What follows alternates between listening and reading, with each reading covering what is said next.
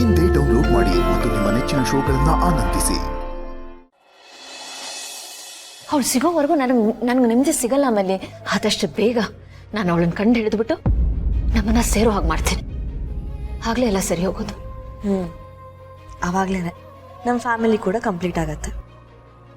ಮಿನಿಗುಂಡಮ್ಮ ನೆನ್ಸ್ಕೊಂಡ್ರೆ ಎಷ್ಟು ಖುಷಿ ಆಗ್ತಾ ಇದೆ ಅಲ್ವಾ? ಇದು ನಿಜ ಆಗ್ಬಿಟ್ರೆ ಸ್ವರ್ಗನೇ ನಮ್ಮ ಕೈಯಲ್ಲಿ. ಕಣ್ಬಿಟ್ಟು ನೋಡೋ ಕನ್ಸ್ತಾರ ಅದು.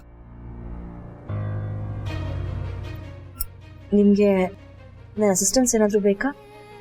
ಈಗ ಬೇಡ, ಏನಾದರೂ ಹೆಲ್ಪ್ ಬೇಕಂದ್ರೆ ನಾನೇ ಕೇಳ್ತೀನಿ.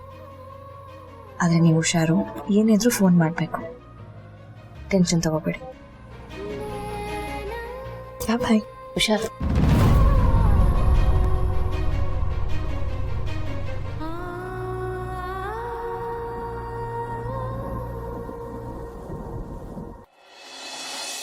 ಇನ್ನೊಂದ್ಸಲ ಓದ್ಬಿಡ್ತೀನಿ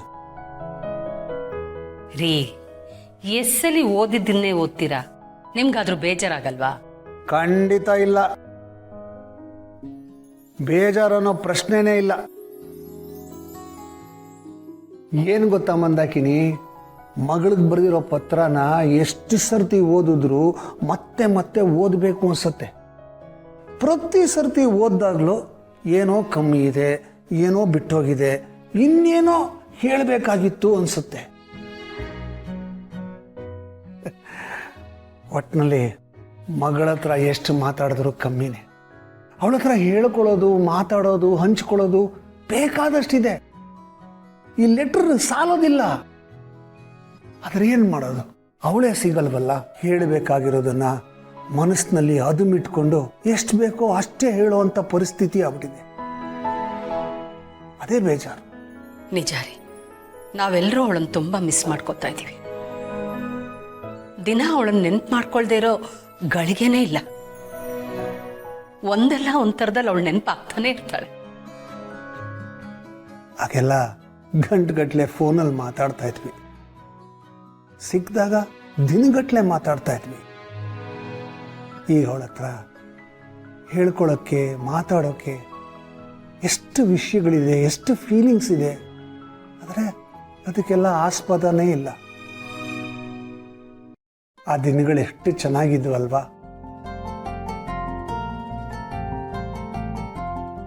ಆ ದಿನಗಳು ಮತ್ತೆ ಯಾವಾಗ ಬರುತ್ತೋ ಇಲ್ವೋ? ಒಂದು ಆಶ್ಚರ್ಯ ಏನ್ ಗೊತ್ತಾ ಮಂದಾಕಿನಿ, ಅವಳು ನಮಗೆ ಪತ್ರ ಬರೀತಾಳೆ, ಹೇಗಿದ್ದೀರಾ ಅಂತ ಯೋಗಕ್ಷೇಮ ವಿಚಾರಿಸ್ತಾಳೆ. ಆದರೆ ನಮ್ಮ ಕೈಗೆ ಸಿಗೋದಿಲ್ಲ ಅಲ್ಲ.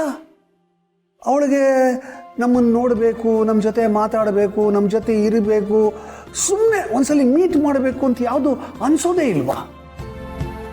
ಅವಳು ಯಾಕೆ ತಡ್ಕೊಂಡಿದ್ದಾಳೆ ಇದನ್ನೆಲ್ಲ? ಇಷ್ಟೊಂದು ಹಠ ಸಾಧಿಸುವಂಥದ್ದು ಏನಾಗಿದೆ? ಇದಕ್ಕೆಲ್ಲ ಕಾರಣ ಏನು? ಛೆ, ಅನ್ನಿಸ್ತಾ ಇರುತ್ತೇನ್ರಿ? ನಮ್ಗೆಲ್ಲ ಚೆನ್ನಾಗಿ ಗೊತ್ತು ಅವಳಿಗೂ ನಮ್ಮ ಮೇಲೆ ಎಷ್ಟು ಪ್ರೀತಿ ಇದೆ ಅಂತ. ಹಾಗಾದ್ರೆ ಇವಾಗ ಅವಳು ಯಾಕೆ ನಮ್ಮ ಕೈಗೆ ಸಿಗ್ತಾ ಇಲ್ಲ? ಯಾಕೆ ನಮ್ಮ ಹತ್ರ ಬರ್ತಾ ಇಲ್ಲ? ಆ ಪ್ರೀತಿ ಎಲ್ಲೋಯ್ತು? ನಾವು ಸ್ವಲ್ಪ ಅವಳ ಆ್ಯಂಗಲಿಂದಾನು ಯೋಚನೆ ಮಾಡ್ಬೇಕಲ್ವೇನ್ರಿ? ಅವಳಿಗಲ್ಲಿ ಏನು ಅನಿವಾರ್ಯತೆ ಇದೆಯೋ, ಅವಳು ಯಾವ ಪರಿಸ್ಥಿತಿಲಿ ಯಾಕೆ ಹೀಗೆ ಮಾಡ್ತಿದ್ದಾಳೋ ಅದು ನಮಗೂ ಗೊತ್ತಿಲ್ವಲ್ಲ. ಅವಳು ಯಾವತ್ತೂ ಸಂಬಂಧಗಳನ್ನ ಬಿಟ್ಕೊಟ್ಟವಳು ಅಲ್ಲ. ಸಂಬಂಧಗಳನ್ನ ಉಳಿಸ್ಕೊಳ್ಳೋದಕ್ಕೆ ಅವಳು ಏನು ಬೇಕಾದರೂ ಮಾಡ್ತಾಳೆ, ಎಂಥ ತ್ಯಾಗಕ್ಕೂ ರೆಡಿ ಆಗ್ಬಿಡ್ತಾಳೆ. ಯಾರಿಂದ ಎಷ್ಟೇ ತಪ್ಪಾಗಿದ್ರೂ ಅದನ್ನೆಲ್ಲ ಹೊಟ್ಟೆಲ್ ಹಾಕೊಂಡು ಕ್ಷಮಿಸಿ ಮುಂದಕ್ಕೆ ಹೋಗ್ತಾಳೆ. ಅಂಥವಳು ಇವತ್ತು ಇಷ್ಟು ಗಟ್ಟಿ ಮನ್ಸು ಮಾಡಿಕೊಂಡು ನಮ್ಮ ಎಲ್ಲರಿಂದ ದೂರ ಇದ್ದಾಳೆ ಅಂದರೆ ಅವಳು ಏನೋ ಕಷ್ಟಕ್ಕೆ ಸಿಕ್ಕಾಕೊಂಡಿದ್ದಾಳೆ ಅಂತ ಅರ್ಥ ಅಲ್ವಾ? ಇಲ್ಲದೆ ಹೋದ್ರೆ ನಮ್ಮ ಭೂಮಿ ಈ ಥರ ಮಾಡಕ್ ಸಾಧ್ಯನೇ ಇಲ್ಲ. ನೀನು ಹೇಳಿದ್ಮೇಲೆ ನನಗೂ ಹಾಗೆ ಅನ್ನಿಸ್ತಿದೆ ಮಂದಾಕಿನಿ. ನಿನ್ನ ಮಾತು ಸತ್ಯ. ಅವಳು ಯಾವುದೋ ಅನಿವಾರ್ಯತೆಗೆ ಸಿಕ್ಕಾಕೊಂಡು ಹೀಗೆಲ್ಲ ಮಾಡ್ತಾ ಇದ್ದಾಳೆ. ಹಾಗಂತ ನಾವು ಸುಮ್ಮನೆ ಕೂರಕ್ಕಾಗಲ್ವಲ್ಲ. ಇದಕ್ಕೇನಾದರೂ ಮಾಡ್ಬೇಕಲ್ವಾ ಮಂದಾಕಿನಿ? ಆದರೆ ಏನು ಮಾಡೋದಕ್ಕಾಗತ್ತಪ್ಪ? ಅಕ್ಕ ಎಲ್ಲಿದ್ದಾಳೆ ಅಂತ ಗೊತ್ತಾದರೆ ಮಾತಾಡಿ ಕನ್ವಿನ್ಸ್ ಮಾಡ್ಬೋದು. ಆದರೆ ಅವಳು ಎಲ್ಲಿದ್ದಾಳೆ ಅಂತಾನೆ ಗೊತ್ತಿಲ್ವಲ್ಲ. ಅದರಲ್ಲಿ ಬೇರೆ ಕಂಡೀಷನು, ನಾನು ಹುಡ್ಕೋ ಪ್ರಯತ್ನ ಮಾಡಬೇಡಿ ಅಂತ. ನಾವು ಹುಡ್ಕೋದಕ್ಕೆ ಪ್ರಯತ್ನ ಪಟ್ಟರೆ ಆಮೇಲೆ ನಮ್ಮ ಕೈಗೆ ಸಿಗ್ದೋದ್ರೆ ಏನು ಮಾಡೋದು? ಅಂದಮೇಲೆ ನಾವೇನು ಮಾಡೋಕ್ಕಾಗತ್ತೆ? ಅದನ್ನು ಮೀರಿ ನಾವೇನೇ ಮಾಡೋಕ್ಕೋದ್ರೂ ತಪ್ಪಾಗತ್ತಪ್ಪ. ವಿಷಯ ಕಾಂಪ್ಲಿಕೇಟ್ ಆಗಿಬಿಡುತ್ತೆ. ಈಗ ಅಟ್ಲೀಸ್ಟು ಅಕ್ಕಂಗೆ ಲೆಟ್ರ್ ಬರಿಬೋದು, ಹೇಗಿದ್ದಾಳೆ ಅಂತ ತಿಳ್ಕೊಬೋದು. ಆಮೇಲೆ ಅದು ಕೈ ತಪ್ಪೋಗ್ಬಿಡುತ್ತೆ. ಹೌದು, ಆ ಅಪಾಯ ಇದ್ದೇ ಇದೆ. ಈಗ ಏನು ಮಾಡೋದು? ಛೇ, ಇಂಥ ಸಂದಿಗ್ಧತೆ ಯಾರಿಗೂ ಬರಬಾರ್ದು. ತುಂಬ ಕಷ್ಟ, ಒದ್ದಾಡಿಸ್ಬಿಡುತ್ತೆ.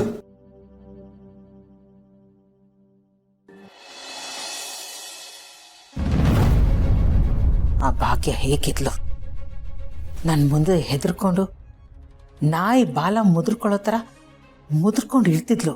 ಆದರೆ ಈಗ ಅವಳಿಗೆ ಯಾವ ಭಯನೂ ಇಲ್ಲ. ಮಾತು ಬಂದಿತ್ತು, ಧೈರ್ಯನೂ ಬಂದ್ಬಿಟ್ಟಿದೆ. ನನಗೆ ವಾರ್ನ್ ಮಾಡ್ತಿದ್ದಾಳೆ, ತುಂಬಾ ಹೆಚ್ಕೊಂಡ್ಬಿಟ್ಟಿದ್ದಾಳೆ. ನನ್ನ ಬ್ಯಾಡ್ ಟೈಮ್ ಶುರುವಾಯಿತು ಅಂತ ನನಗನ್ನಿಸ್ತಾ ಇದೆ.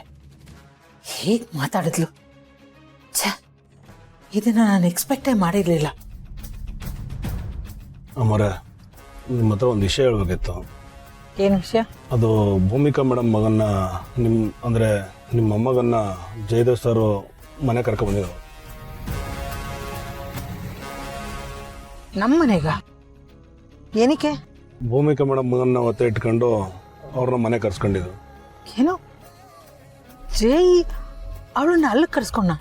ಹೌದು ಅಮ್ಮರೇ, ಅವ್ರನ್ನ ಕರ್ಸ್ಕೊಂಡು ಎದುರಿಸಿ ಬೆದರಿಸಿ ಪ್ರಾಪರ್ಟಿ ಪೇಪರ್ಗೆ ಸೈನ್ ಮಾಡಿಸ್ಕೊಂಡ್ರು.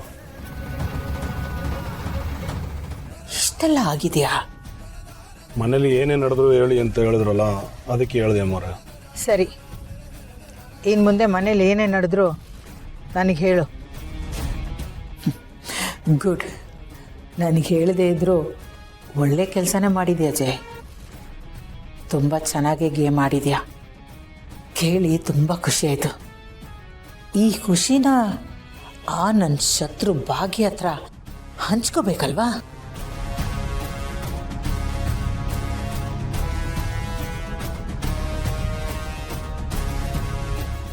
ಎಲ್ಲಿದ್ಯಾ ಭಾಗ್ಯ?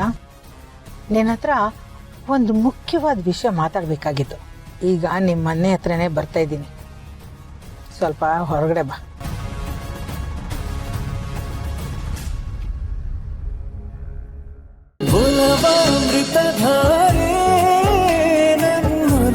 ಅಮೃತಧಾರೆ